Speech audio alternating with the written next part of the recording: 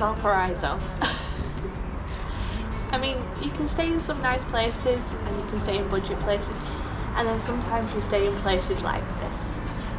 This is exactly what I needed at this point, and it's just nice. I've got a balcony, sat looking out, it's sunshiny, it's warm.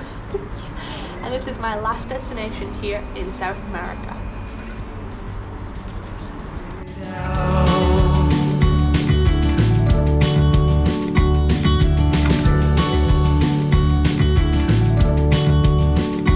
I got in a cab when I first got here. Take me to the only place I know. Listen to the people that I found there. If you ever see her, let me know. So I haven't yet been out exploring, and everything that I've read so far says don't stay here where I am. Watch out for muggings, pickpockets, thieves. It's a really dangerous area, and don't walk around at night. So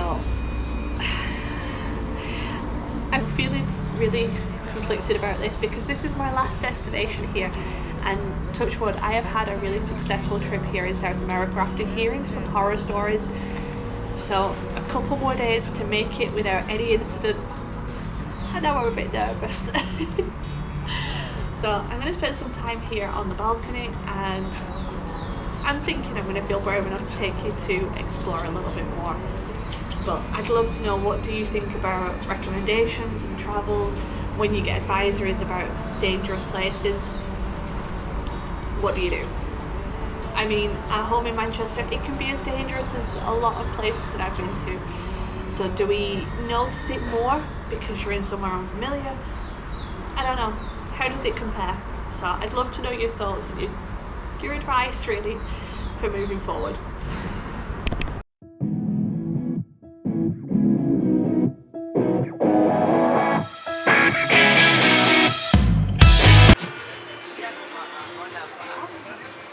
After a short walk, we've made it here to one of the most popular areas here in Valparaiso.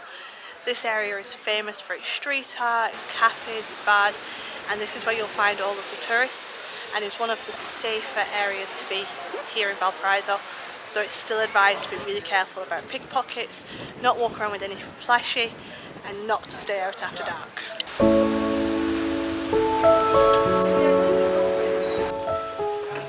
And the famous Beethoven steps.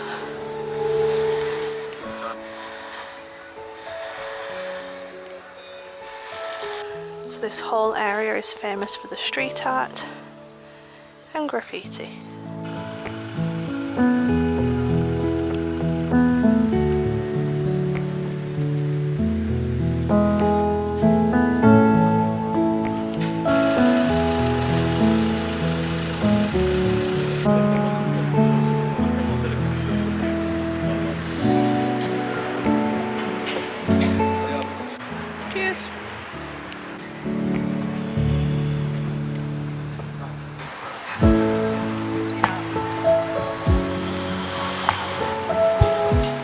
Such a cute cafe, and if you come, make sure you go inside and have a nosy.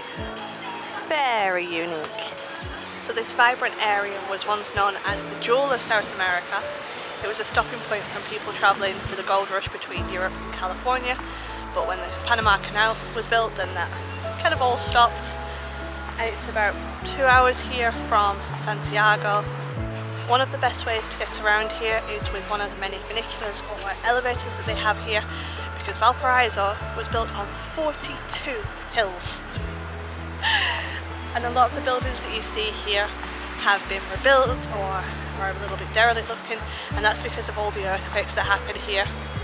So the last big one they had was in 2010.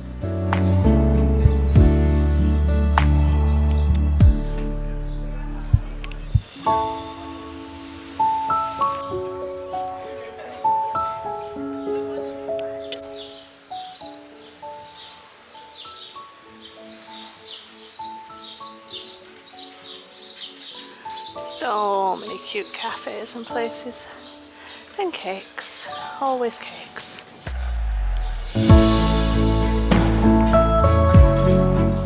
So when I first set off this morning, I have to say I did feel a little bit nervous after everything I'd read and heard, but walking around here I'm quite happy to film. I feel good.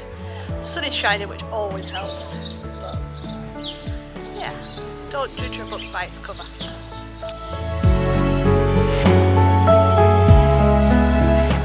Definitely enjoying walking around the streets. I think you could do this city in a day. It is one of the more popular day trips from Santiago, and I can see why.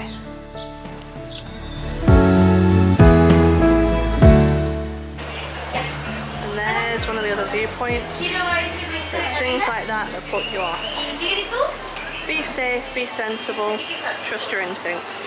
Okay, well, thank you very much for joining me here in South America, in Valparaiso.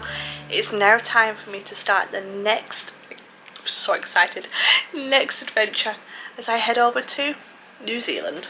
See you there.